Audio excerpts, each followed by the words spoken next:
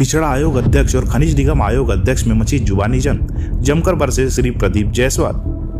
पिछले कुछ दिनों से अपने विधानसभा क्षेत्र में पिछड़ा वर्ग कल्याण आयोग के अध्यक्ष गौरीशंकर बिसेन जी के बेवजह हस्तक्षेप व अनर्गल बयान का जवाब देते हुए विधायक प्रदीप जायसवाल अध्यक्ष खनिज विकास निगम ने अधिकृत रूप से प्रेस वार्ता में अपना जवाब दे दिया। आइए जानते हैं उन्होंने क्या क्या कहा। सामान्य गौरीशंकर बिसेन जिनके बारे में पूरे जिले में चर्चा है कि एक तो फ्रस्ट्रेट हो गए शायद मंत्री नहीं बनाने के कारण, कुछ शायद पारिवारिक कला है उनके घर में दामाद लड़की का, जिसको लेके इतने फ्रस्ट्रेट हो गए वो कि सभी क्षेत्रों के विधानसभा में जाके विधायकों के बारे में, वहाँ के स्थानीय नेताओं के बारे में अनर्गल बातें करना। और हमको किसी को चैलेंज हम नहीं कर रहे, ना किसी को चैलेंज करना चाहिए। उन्होंने जो कहा कि मैं प्रदीप जायसवाल को जीतने नहीं दूंगा, उन्होंने कहा कि दामा जो समर्थन दे के वापस दिलाएं। देखिए, लोकतांत्रिक व्यवस्था है, इसकी सब पावर किसी को हराने जीतने का पावर जनता को है। नेस्ताभूत कर दूंगा जायसवाल को, ये घमंड है। इतना घमंड तो रावण ने भी नहीं किया। नेस्ताभूत करने का भी मैं समझता हूँ पावर सिर्फ आम जनता को है, किसी नेता के बारे में भविष्य तय का। गौरीशंकर बिसेन के हाथ में नहीं है। गौरीशंकर बिसेन के खुद के टिकट का ठिकाना नहीं है और दूसरे क्षेत्र में जाकर टिकट बांट रहे हैं। तो ये भी एक लोकतांत्रिक व्यवस्था का उल्लंघन है कि हमारा पार्टी हाईकमान क्या कर रहा है। और हम कहते हैं हम उसको चैलेंज नहीं कर रहे हैं, हम उनकी जो गलत बात होती है हम उसका खंडन करते हैं। तो यहाँ प्रशासकीय बैठक थी, वो बोल रहे हैं कि दम है तो समर्थन वापस दे के विकास करके बताओ। अरे हमारी लोकतांत्रिक व्यवस्था है, निर्दलीय विधायक था मैं, पहले कांग्रेस सरकार को समर्थन दिया, उसके बाद मैंने बीजेपी सरकार को समर्थन दिया। ये तो मैं पहले दिन ही कह दिया था कि जिसकी सरकार बनेगी मैं उसका समर्थन करूँगा। ये मैंने, इसके पहले के विधायकों ने भी यही किया। तो समर्थन वापस करके विकास करने के बाद जो गौरीशंकर बिसेन जी बोल रहे हैं, मैंने तो समर्थन दे के क्षेत्र का विकास किया।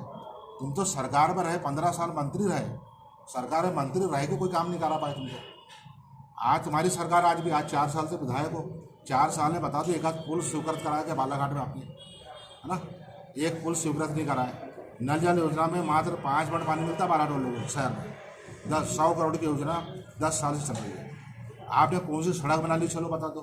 कि सरकार के रहते, विधायक रहते भी कोई काम 4 साल में नहीं करा है। आपको विकास यात्रा निकालने के लिए वाराणसी की याद आई, क्योंकि विकास आने जहाँ गुड्डा जायसवाल होगा वो विकास होगा। तो विकास यात्रा निकालने के लिए वाराणसी आ रहे हो आप, विकास यात्रा निकालने के लिए खल्लानी जा रहे हो आप, जिससे मतलब साफ दिख रहा है कि बालाघाट आपके जो विधानसभा है उसमें कोई विकास नहीं हुआ, इसलिए आप वाराणसी आ रहे हो विकास यात्रा की। आप खल्लानी में ये बोलता है अधिकारियों को कि यहाँ का विधायक मैं हूँ, खल्लानी अधिकारियों को बैठक, और गुड्डा जायसवाल के लेटर में कोई काम नहीं हो, जो लेटर मैं लिखूँगा उस पर ही काम होना चाहिए, अन्यथा आप परिणाम भुगतने के लिए तैयार हैं। ये शब्द है गौरीशंकर बिसेन जी। यहाँ पर जिस तरह से उन्होंने कहा निर्दलीय विधायक बने को तीर मार लिया क्या? अरे मैंने तो कभी कहा ही नहीं कि मैंने तीर मार लिया। मैंने कब कहा? तीर मारी है वाराणसी क्षेत्र की जनता ने कि निर्दलीय विधायक बना दी, निर्दलीय नगर पालिका अध्यक्ष बना दी, निर्दलीय जनपद अध्यक्ष बना दी वाराणसी खैलानी में। तो तीर तो हमारे क्षेत्र की जनता हमारे मन तो कभी कुछ कहा नहीं। आपको इसी बात की बौखलाहट है कि गुड्डा जायसवाल निर्दलीय कैसे जिता रहा सबको, ये बौखलाहट अपने क्षेत्र में रखो आप। में हमारी आपत्ति सिर्फ ये थी कि सोने वानी अभयारण्य बने, इसकी शुरुआत किसने किया? माननीय गौरीशंकर बिसेन जी ने किए। गौरीशंकर बिसेन जी हमारे वरिष्ठ नेता हैं, हम उनका अनुसरण करते हैं। उनने जब लिखे कि अभयारण्य खोला जाना चाहिए, उसके आधार पर सारे विधायकों ने, मैंने भी लेटर लिख दिया। उसके आधार पर रेखा बिसेन ने भी लेटर लिख दी। उसके आधार पर 27 जिला पंचायत सदस्यों ने अभयारण्य खोला जाए करके समर्थन में लेटर लिखा। उनके आधार पर योगेंद्र निर्मल सहित सारे पूर्व विधायकों ने लेटर लिख दिए कि अभयारण्य खुलना चाहिए। उसके आधार पर सारे सरपंचों ने लिख दिए। ऐसे 90 जनप्रतिनिधियों ने अभयारण्य खोला जाए करके लेटर लिखा, प्रस्ताव बन के गया, अभयारण्य के लिए स्वीकृति मध्य प्रदेश सरकार ने कर दी। हमारा ये कहना है, जब आपके पास जो जितने खजान मालिक हैं, नागपुर के खजान मालिक गए, जितने यहाँ पर खजान मालिक हैं, इनका पूरा समूह आपसे मिलने गया, तो आपकी ऐसी क्या बात हुई आपको लगा कि अभयारण्य खुलने से जिले का नुकसान हो जाएगा? अगर ऐसा था तो आपको 90 लोगों को विश्वास में लेना था, मुझे भी बुलाना था, डॉक्टर योगेंद्र निर्मल को बुलाना था, सारे सरपंचों को बुलाना था कि भैया इसमें प्रस्ताव में गलती होगी, इस क्षेत्र का नुकसान हो रहा है, इसलिए हम वापस लेते हैं। हमको विश्वास में लिए भी, हम तो तुम्हारे पीछे चल रहे थे। ऐसा हम कारण जानना चाहते हैं कि आपके जो जितने करोड़पति अरबपति जितने खजान मालिक आपसे मिले, ऐसी क्या डीलिंग हुई कि आपने एक अपना अकेले निर्णय कर लिया कि उसको निरस्त कर दिया जाए? बताइए, निरस्त कर दिया जाए। हम इस बात का जवाब चाह रहे हैं कि हमको विश्वास में क्यों नहीं लिया गया? हम तो आपके पीछे चल रहे थे, हमको समझा लेते, इससे हमारे ग्राम वालों से जिले का नुकसान हो रहा है तो हम भी आपके साथ में खड़े जाते। आपने जो यू टर्न लिया है, आप मेरे को दोगला बोलते हैं, दोगले तो आप हो, दोगले आप हो।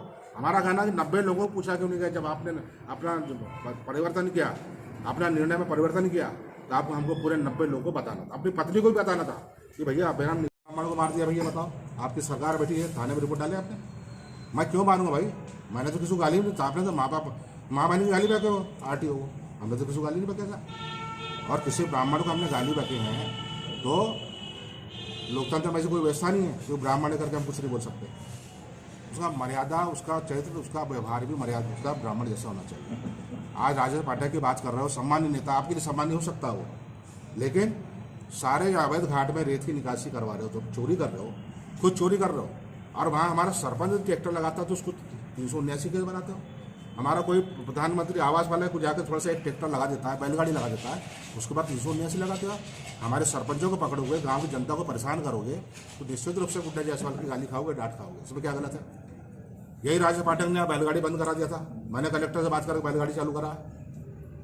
तो ऐसे राजेश पाठक को लेकर तुम घूम रहे हो, तो तुम अपनी गरिमा मंडित करो, लेकिन हमारे लिए ऐसा कोई सम्मान ही नहीं है। हमारा जिले के, हमारे वारासुनी के 7-8 लोग हैं जिनका करोड़ रुपया खा के बैठा है। मैंने इस बात का प्रयास किया कि वारासुनी के जो लोग हैं जिनको पैसा नहीं खा, उसको वापस किया जाए। उस बात की लड़ाई के लिए मैंने डांटा। मैंने ये कहा कि जिले में आप वारासुनी क्षेत्र के, खल्लाजी क्षेत्र के, बालाघाट जिले के युवाओं को काम दो। आप बांदा कमेटी के गुंडे बदमाश को लाके फ्लाइंग स्क्वाड बनाया गया है। ये फ्लाइंग स्क्वाड जाकर सरपंचों के घर में छापा मारता है, आम जनता को पकड़ता है, प्रधानमंत्री आवास वालों को पकड़ता है, केस बनाता है पुलिस वालों के साथ मिलकर। इस बात का अगर गुड्डा जायसवाल विरोध कर रहा है, गौरी शंकर तुम समर्थन करो तो करो, मैं इसका विरोध करूंगा। ये काय का इसमें ब्राह्मण हो गया इसमें, इस बात की मेरे। और जितने लोगों को पैसा इन लोग खाए, मैं उन सबका पैसा वापस दिलाना चाहता हूँ, करोड़ों रुपया।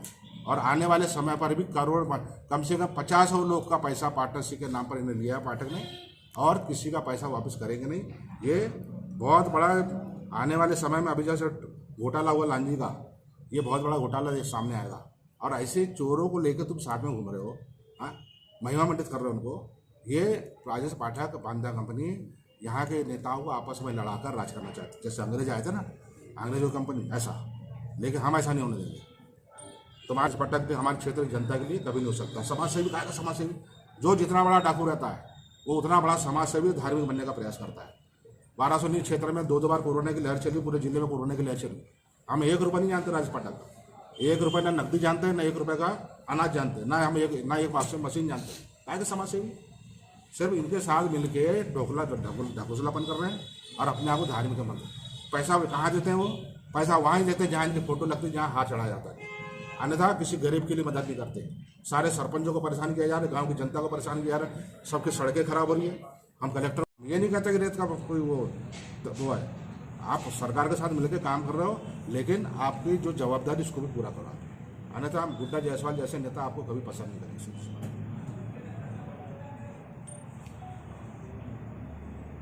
गाना गा रहे हैं वहाँ पर, बताइए। कभी कभी मेरे दिल में ख्याल आता है, ये कोई प्रशासकीय बैठक में गाना गाया जाता है? आपके शासकीय प्रशासनिक बैठक का गाना कौन सा गाया जा रहा है? गौरी शंकर विषय में हम तुम एक कमरे में बंद चाबी खो जाए, ये पागलपन नहीं तो क्या बात है? मैंने कौन सा गलत बोला? फिर पूरे क्षेत्र की जनता हंस रही है। क्या मर्यादा क्या रहेगी बताइए ना? राजनीति कोई मर्यादा ही नहीं। मेरे पिताजी के बारे में बात कर रहे हैं, मैंने तो कभी नहीं कहा गौरी शंकर बिसेन जी के पिताजी क्या करते थे, क्या थे करके।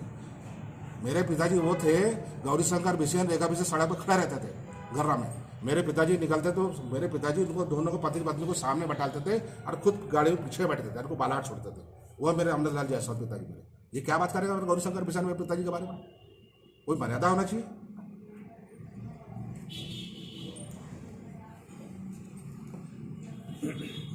अभी समर्थन मैंने किसको दिया है? शिवराज चौहान जी को समर्थन दिया है। क्या गौरी शंकर बिसेन से पूछ के मैंने दिया था? जिस समय सरकार को जरूरत थी विधानसभा में गुड्डा जायसवाल को लेकर सिर्फ 1 वोट ज़्यादा था, 1 वोट कम था, सरकार गिर सकती थी विधानसभा में। राज्यसभा चुनाव हुआ, राज्यसभा में गुड्डा जायसवाल का 1 वोट भर जाता था। तो समर्थन का महत्व शिवराज चौहान जी समझ रहे हैं। मैंने आपसे पूछ के नहीं दिया। आज सरकार करके तो मटक रहे पूरे जिले में, लेकिन सरकार बनने में गुड्डा जायसवाल का बहुत बड़ा हाथ है। भाजपा सरकार में, कांग्रेस सरकार में मेरे समर्थन सरकार बनी। तो आज जो मटक रहे हो आप जिले में लाके, ये गुड्डा जायसवाल के समर्थन के कारण है। जिसका महत्व शिवराज चौहान जी समझ रहे हैं, लेकिन आपको समझ में नहीं आएगा। मुझे आश्चर्य होता है कैसे वरिष्ठ नेता ये इतनी सी बात को नहीं समझ रहे कि समर्थन का क्या उचित है। और मैंने समर्थन दे के क्षेत्र में विकास कराया मैंने, ऐसा क्या मैंने कौन सा गलत काम कर दिया बताइए मेरे पास। कैसे बना लिया आपने? हम कहते हैं बालाघाट जिले में जितने फ्लाईओवर बने आपने 20 साल में नहीं बना पाए। आज 2-2 घंटा जाम लगता, 2 घंटा। 12 का फ्लाईओवर गुड्डा जायसवाल नदी से बना दिया, 40 करोड़ रुपये स्वीकृत हो गए ताकि आने वाले समय में जाम न लगे। मेरा दावा है फ्लाईओवर की शुरुआत जब 1.5 साल में मेरा मंत्रित्व काल था, वो 1.5 साल की शुरुआत है, जिसके कारण आज जाकर स्वीकृत हो गया। विश्वविद्यालय जबलपुर विश्वविद्यालय गया, वहाँ की मीटिंग किया हूँ। मुरझाड़े में मीटिंग करके वहाँ के वैज्ञानिकों को मैंने बॉम्बे भेजा, रुकने खाने की व्यवस्था मैंने किया। दिल्ली भेजा, रुकने खाने की व्यवस्था वैज्ञानिकों को मैंने किया हूँ। मैं जबलपुर विश्वविद्यालय में पढ़ा हूँ, कृषि विश्वविद्यालय, लेकिन 1 साल पढ़ के मैंने छोड़ दिया। मेरे को इंजीनियरिंग कॉलेज में एडमिशन लेना था, इसलिए 1 साल मैं एग्रीकल्चर जबलपुर में पढ़ा भी हूँ। मैं अच्छा खिलाड़ी भी हूँ कपिल देव के बराबर का, और सिविल इंजीनियर भी हूँ। ये बोलते हैं गुड्डा जायसवाल को क्या समझता है। अब मैं बोलूँ कि तुमको क्या समझता, धोती पानी से किसान हो जाता है, पूरा नहर का पानी अपने खेत में ले जाने से किसान हो जाते, नेता बन जाते हो।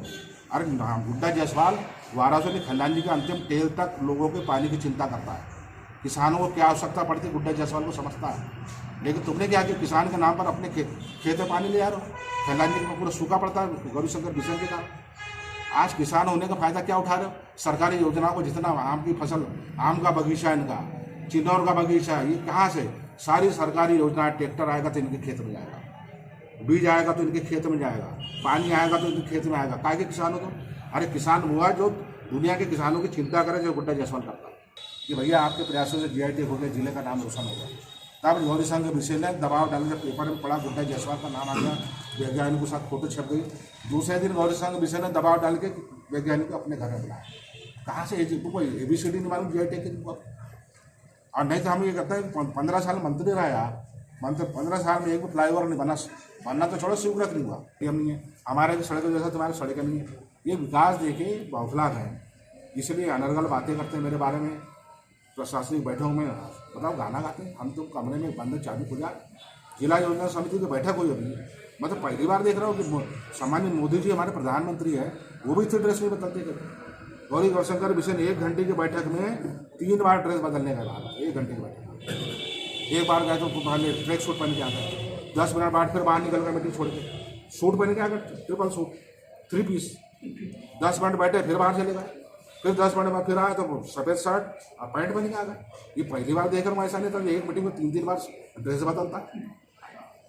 और लोग तो ये सारी हमने तीर नहीं मारे। ये बोलते हैं ना कि निर्दलीय जीत का तीर मार दिया गया, जनता ने तीर मार दिया। और तुमको इतनी दिक्कत है तो हम तो बोल रहे हैं तुम कमल साहब का साथ छोड़ दो, गौरीशंकर बिसेन जी, वाराणसी से आ जाओ, बालाघाट से आ जाओ, निर्दलीय लड़ो मेरे सचिन। हम चैलेंज नहीं करते, लेकिन हम आपका जवाब दे रहे हैं। निर्दलीय लड़के दिखा दो, कमल साहब छोड़ दो और गुड्डा जायसवाल से लड़ दो, तब तुमको समझ में आएगा निर्दलीय चुनाव जीतना क्या है। जब उन्होंने जयपुर के पुलिया में ये कहा पत्रकार वार्ता में, गुड्डा जायसवाल का इसमें कोई हाथ नहीं, और मेरे क्षेत्र में आके मीटिंग कर रहे हैं। अब ये बोल रहे हैं कि मैं यहाँ का विधायक हूँ, इधर बोलते हैं डॉक्टर योगेंद्र निर्मल को टिकट मिलेगी, उधर बोलते हैं कि अपनी लड़की को वाराणसी से लड़ाऊंगा। तो बात तो कोई एक ही होगी ना। ये कहाँ से विधायक बन गए बताइए मेरे को। आज भी बोलते हैं जिला पंचायत में अध्यक्ष कौन है, देखा भी से नहीं बोलते। तो यहाँ जनता का अपमान नहीं है। इन्होंने एक स्टेटमेंट दिया कल कि वो तो निर्दलीय जो जीत गया, बोले बड़ा भारी तीर मार लिया, वो दारू मुर्गा खा के जनता ने उसको चुनाव जिताई। बताइए, दारू मुर्गा खाकर जनता ने मुझे निर्दलीय चुनाव जिता दी।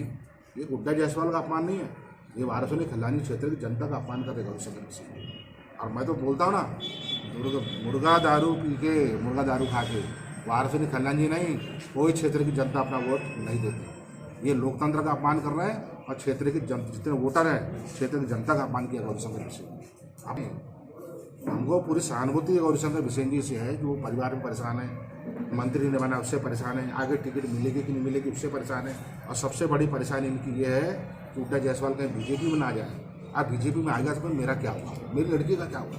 अरे पर कहाँ बोल रहा है कि मैं बीजेपी में जाने वाला भाई, मैं तो अपने क्षेत्र के विकास के लिए सिर्फ समर्थन दिया हुआ हूँ, और अंतिम समय तक मैं निर्दलीय हूँ, जब तक सरकार के माध्यम से आखिरी मिनट तक जो ज़्यादा से ज़्यादा काम, बड़े से बड़ा काम ना डालूँ, तब तक मैं चैन से नहीं बैठूँगा। मैंने यही कहा। मैंने तो कभी कहा नहीं कि मैं कांग्रेस में जा रहा हूँ कि बीजेपी में जा रहा हूँ। अब इनके साथ राजेश पाठक ने एक कान में भर दिया, एक कान में साथ उसने डॉक्टर योगेंद्र ने बोल दिया, भाव हमारा तो ठीक है, तुम्हारा क्या हुआ, गुड्डा जायसवाल आ जाएगा। तो वो तब से परेशान है। अन्यथा आपने देखे कि इसके पहले गौरीशंकर बिसेन भारत में नहीं आते, ये पाठक साथ में है, ये दोनों ने कान भर के उसका मानसिक संतुलन खराब कर दिया। तो मेरी तो उनके साथ पूरी सहानुभूति है, लेकिन उनके साथ परिवार वाले हैं, सब इनको ये देखना चाहिए, इनको समझना चाहिए कि आप जनता का अपमान कर रहे हो, मेरे पिताजी का अपमान कर रहे हो, ये सही नहीं। प्रदीप जी, एक बात इसमें स्वीकृति के बाद भी अंतिम स्वीकृति इसकी जिला एवं समिति में लगती है। अंतिम स्वीकृति के लिए प्रदेश सरकार ने स्वीकृत कर दिया है, 90 लोगों ने स्वीकृति की तरफ से पक्ष में लिखा है। हम गौरीशंकर बिसेन से यही जानना चाह रहे थे कि आपके सारे उद्योगपतियों से ऐसी कौन सी डीलिंग हो गई कि आपने अकेले तय कर लिया कि इसको निरस्त कर दिया जाए।